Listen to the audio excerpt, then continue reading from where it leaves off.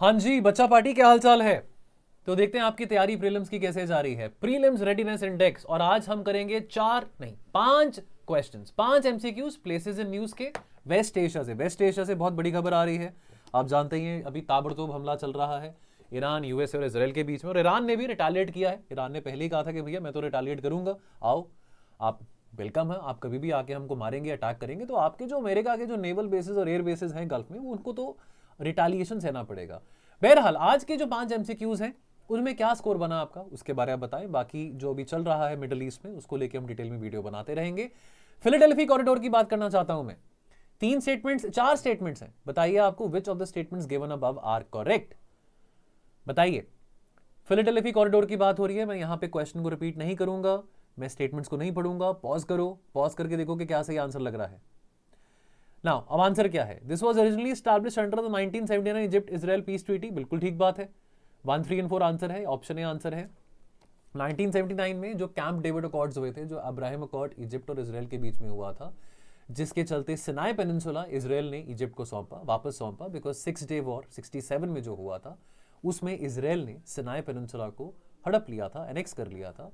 तो 79 में वो वापस किया। और हाँ, ये बिल्कुल सही है, ये एक 14 किलोमीटर का कॉरिडोर है जिसको as a buffer zone establish करा था 1979 के Abraham accord, camp David accord के अग्रीमेंट में। This runs along the border between Gaza and Israel? No. This runs along the border between Israel and Egypt, और Gaza and Egypt हम कह सकते हैं। थर्ड, इसराइल ने यूनिलेटरली इस corridor से 2005 में विड्रॉ कर लिया था, बिकॉज इसराइल ने कहा कि भैया हम गाजा से डिसएंगेज कर रहे हैं। बिल्कुल सही बात है, ये बिल्कुल सही बात है। लेकिन 2006 में जब हमास पॉलिटिकल एस्पिरेशन लेके गाजा में आता है, तब उसके बाद फिर हमास ने फिलाडेल्फी कॉरिडोर में सुरंग, यहां पे ना टनल्स होते हैं, छोटे छोटे टनल्स हैं, सुरंग हैं, वो बना बना के उन टनल्स के जरिए trafficking, human trafficking, drug trafficking, weapon trafficking को अंजाम दिया। और 2024 में, बिकॉज ये जो कॉरिडोर है ये रफा क्रॉसिंग के साथ है, ये रफा क्रॉसिंग के साथ है, यहाँ पे आपका रफा क्रॉसिंग है जो कि अगेन गाजा और इजिप्ट के बीच में है। तो फिलाडेल्फी कॉरिडोर 14 किलोमीटर का गाजा और इजिप्ट के बीच में है। लेकिन 2024 में बिना इजिप्ट को बताए इजरायली डिफेंस फोर्सेस ने इस कॉरिडोर को रीऑक्यूपाई करा, कैप्चर करा, because Israel was not very happy कि इस कॉरिडोर में टनल्स बना बना के हमास के जो मिलिटेंट्स हैं वो वेपन्स और इलीगल तरीके से ह्यूमन स्मगलिंग और वेपन स्मगलिंग कर रहे हैं, जिसके कारण जो गाजा में हमास मिलिटेंट्स हैं उनको एड मिल रहा है। तो उनकी रीढ़ की हड्डी तोड़ने के लिए फिलाडेल्फी कॉरिडोर को कंप्लीटली ऑक्यूपाई करना बहुत जरूरी था। Next question, Helmand river treaty दो देशों के बीच में है, अफगानिस्तान और ईरान। दोनों देश अभी इंडिविजुअली लड़ाई कर रहे हैं, अफगानिस्तान किसी और के साथ, ईरान किसी और के साथ। 4 ऑप्शंस हैं, 4 स्टेटमेंट्स हैं, ऑप्शन तो 4 ही हैं। कौन से आपको स्टेटमेंट करेक्ट लग रहे हैं? देखिए फटाफट, देखिए क्या लग रहा है सही आपको। पॉज कर लो। ओके, सही आंसर क्या है? 1, 2 एंड 4। 1, 2 एंड 4। ईरान ने गारंटी करा था एक fixed annual water allocation. Iran को गारंटी हुआ था हेलमंद रिवर ट्रीटी। तो हेलमंद रिवर जो है ना, काबुल में ओरिजिनेट होता है और ये बहता है टुवर्ड्स ईरान। ईरान में जो सिस्तान बलूचिस्तान प्रोविंस है, जो कि ईरान का बलूचिस्तान वाला पार्ट है, वहां पे ये पानी जो है हेलमंद रिवर का बहता है। तो ईरान को गारंटी दिया था अफगानिस्तान ने कि आपको सालाना एक फिक्स्ड अमाउंट ऑफ वाटर मिलेगा।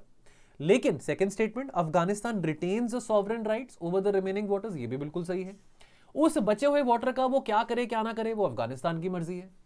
Iran can claim access water if available in the lower delta, no, ये गलत है, ये कंडीशन नहीं थी हेलमंद रिवर ट्रीटी में। Afghanistan must ensure the water supplied is not polluted, ये बात भी सही है। ये हेलमंद रिवर ट्रीटी में ये अग्रीमेंट ये बनाया गया था, ऑलराइट, कि भाई पोल्यूटेड वाटर को डेलिबरेटली अफगानिस्तान रिलीज नहीं कर सकता है। हेलमंद रिवर के बारे में यहाँ पे इंफॉर्मेशन है, लॉन्गेस्ट रिवर है अफगानिस्तान का, लगभग 1150 किलोमीटर के इसका लेंथ है, और ये west of Kabul in the Hindu Kush mountains ये जो रिवर है ओरिजिनेट करता है, और ये एम्प्टी करता है सिस्तान बेसिन में, जो कि ईरान और अफगानिस्तान की बॉर्डर पे आता है, ईरान के अंदर आता है, Sistan Balochistan. And so yes, so यहाँ पे सॉरी, सिस्तान बलूचिस्तान पाकिस्तान, सो पाकिस्तान और ईरान, सो पाकिस्तान में बलूचिस्तान है, पाकिस्तान का नेबर है ईरान, और ईरान में भी सिस्तान बलूचिस्तान आता है। सो ये बात इंपॉर्टेंट है, और लगभग 950 किलोमीटर का बॉर्डर है ईरान और अफगानिस्तान का, आपको ये भी पता हो। The next question, blue line Israel और लेबनान के बीच में को कैसे हम बेस्ट डिस्क्राइब कर सकते हैं? 4 आपको इजी से स्टेटमेंट्स दिए हैं, ऑप्शंस दिए हैं, बताइए। Formally ratified international border recognised by both states, देखो फॉर्मली रैटिफाइड नहीं, UN demarcated withdrawal line established in 2000, बिल्कुल सही है। A boundary fixed under the Camp David Accords, no. A cease fire line after the 1973 Yom Kippur war, no. तो बताना चाहूंगा कि 1982 से लेके 2000 के बीच में, ये 18 सालों के बीच में लेबनान और इजराइल के बीच में काफी लड़ाई रही थी। बताना चाहूंगा कि 1975 से लेके 1990 के बीच में लेबनान में सिविल वॉर भी रहा था। तो at the end of the war in 2000 UN ने कहा कि भैया आप दोनों के बीच में एक समझौता कराना जरूरी है। तो ये जो ब्लू लाइन है, ये जो ब्लू लाइन है, ये कोई फॉर्मल, या पहली बात तो ये कोई इंटरनेशनली रिकॉग्नाइज बॉर्डर नहीं है। दूसरी बात, ये बायलेटरली दोनों देशों के द्वारा रिकॉग्नाइज बॉर्डर नहीं है। ये एक यूएन मैंडेटेड है। ये यूएन ने इजराइल और लेबनान के बीच में जो सीज फायर करवाया 2000 में, तो ये एक समझौता था। एक जैसे एलओसी है, एलओसी कोई बॉर्डर तो नहीं है, एक वर्किंग बाउंड्री है। So pretty much like that, जो आपका ब्लू लाइन है वो भी एक वर्किंग बाउंड्री है, कोई इंटरनेशनली रिकॉग्नाइज बॉर्डर नहीं है। ठीक है। Then question number 4, the strait of Tiran. The strait of Tiran connect करता है किसको? 4 ऑप्शंस हैं। Easy question, not very difficult. क्या सही है? हिंदू स्ट्रेट ऑफ तिरान, इजिप्ट ने ये स्ट्रेट ऑफ तिरान को सौंप दिया सऊदी अरेबिया को 2016 में। देखो ये ब्लैक सी मेडिटेरेनियन सी तो नहीं होगा क्योंकि इजिप्ट की बात हो रही है। Mediterranean Sea with the Red Sea, चलो मान लेते हैं कि रेड सी की बात हो रही है क्योंकि इजिप्ट आता है, सोच सकते हैं। Persian Gulf with the Gulf of Oman, थोड़ा दूर हो गया। Red Sea with the Gulf of Aqaba, ये हो सकता है। आंसर क्या है? Red Sea with the Gulf of Aqaba. तो स्ट्रेट ऑफ तिरान जो है सिनाई पेनिनसुला, जो कि इजिप्ट का पार्ट है और सऊदी के बीच में आता है और कनेक्ट करता है रेड सी को टू द गल्फ ऑफ अकबा। 1967 में जब 6 डे वॉर हुआ था इजराइल और अरब देशों के बीच में, तब इजिप्ट ने इस स्ट्रेट ऑफ तिरान को क्लोज कर दिया था। और एक बहुत क्लासिक चोक पॉइंट है, very similar to the strait of Hormuz, जो कि ईरान के साउथ में आता है। जो कि ईरान, ऊपर ईरान है, नीचे स्ट्रेट ऑफ हॉर्मूज है। जो देखते हैं आने वाले टाइम में अब क्या होता है स्ट्रेट ऑफ हॉर्मूज का। ये देखिए स्ट्रेट ऑफ तिरान, ये जो तिरान है ये इजिप्ट ने सऊदी को 2016 में सौंप दिया था। नाउ नेक्स्ट क्वेश्चन, ये चीजें मैंने क्रैश कोर्स में काफी डिटेल में कराई हैं, तो अगर आपने places in news, international organisations को थोड़ा डिटेल में समझना है तो प्लीज हमारा क्रैश कोर्स भी और हमारा रैपिड रिवीजन प्रोग्राम भी है, जो बाय द वे मंडे से शुरू हो रहा है 2 मार्च से, और वो मुझसे शुरू हो रहा है इंटरनेशनल रिलेशन से। Monday and Tuesday 2 and 3 March मैं आपके साथ बैठ के 7 to 8 hours morning to evening आपके साथ इंपॉर्टेंट प्लेसेस डिस्कस करूंगा, चाहे वो ऑर्गेनाइजेशंस हैं, चाहे वो प्लेसेस इन न्यूज हैं, या इंपॉर्टेंट चीजें आईआर से जुड़ी। Now question number 5, with reference to the Negev desert region of Israel, consider the following statements। तो यहाँ पे 4 statements हैं, बताओ इनमें से क्या आपको सही लग रहा है। Which of the statements given above are correct? Sorry, which नहीं, how many? How many? How many, not which, how many। यहाँ पे correction है, how many।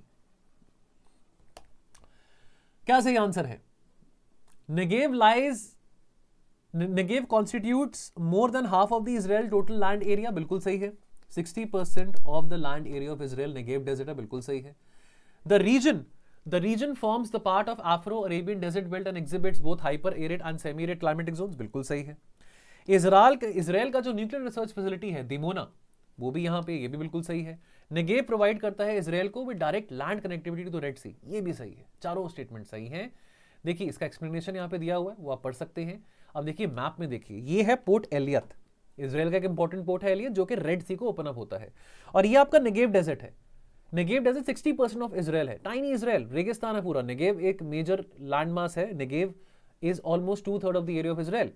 और ये देखिए गल्फ ऑफ अकबा ओपनिंग दे रहा है इजराइल को, नेगेव डेजर्ट को टुवर्ड्स द रेड सी। आपको बताना चाहूंगा कि जो बेन गुरियन कनाल है ना, एक प्रोजेक्ट था बेन गुरियन कनाल प्रोजेक्ट, ये 1960s में कंसीव करा गया था। और ये कनाल प्रोजेक्ट को कंसीव इस तरीके से किया था कि ये जो कनाल है, ये जो बनाई जाएगी वो नेगेव डेजर्ट से थ्रू, वो कनाल को नेगेव डेजर्ट के थ्रू बनाया जाएगा, यानी कि नेगेव डेजर्ट में न्यूक्लियर एक्सप्लोजन करके अंडरग्राउंड चैनल के जरिए कनाल को लेके जाया जाएगा, जो कि रेड सी से डायरेक्टली मेडिटेरेनियन सी तक की कनेक्टिविटी देगा। बट इसके लिए इजिप्ट और जॉर्डन को भी साथ में स्टेक होल्डर बनाने की बात करी गई थी, जो which obviously Jordan and Egypt they were not in favour of this Ben Gurion canal project. By the way ये कनाल प्रोजेक्ट अब फिर से न्यूज में था after the Hamas Israel war, जहां पे अब ये बात करेगी that now since Israel has a Abraham Accord and diplomatic relation with both Jordan and Egypt. So now is the possibility there that we can have this canal which will connect Red Sea to the Mediterranean Sea, bypassing and not being dependent upon the Suez Canal. Alright so guys please join करें rapid revision course, Monday से शुरू हो रहा है, बहुत nominal price पे है, इस पे डिस्काउंट भी मिलेगा, टोल फ्री नंबर पे कॉल करके जानकारी लीजिए. I will see you very soon. Thank you. Score क्या है कमेंट सेक्शन में बताना.